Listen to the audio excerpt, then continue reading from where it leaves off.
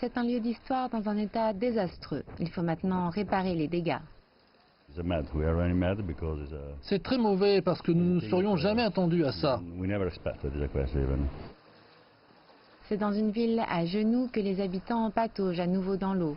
Voilà ce qui reste de la plus haute marée de ces 50 dernières années. Des eaux troubles recouvrent ces murs qui se dressent ici depuis des siècles.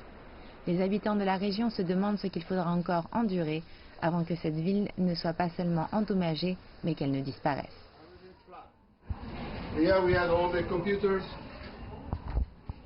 Ici sont placés tous les ordinateurs et la machine est en panne. Nous avons essayé de les sauver en plaçant des câbles sur les meubles, mais cela ne suffit pas. Je pensais que ce serait suffisant. Les entreprises de la place Saint-Marc subissent les contre-coups de l'inondation. Les gens sont réduits à ramasser les morceaux. Le monde connaît cet endroit comme un lieu de romance et d'amour qui prévaut même dans les moments les plus difficiles. L'eau inonde lentement la place Saint-Marc, un casse-tête pour les autorités qui est un spectacle pour les touristes.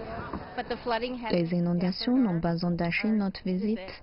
C'est magnifique. Nous profitons de chaque minute. Les façades annoncent les fermetures et aux habituelles chaussures, chacun préfère les bottes. Chaque fois qu'une telle inondation se produit, Dame Nature emporte un morceau d'histoire.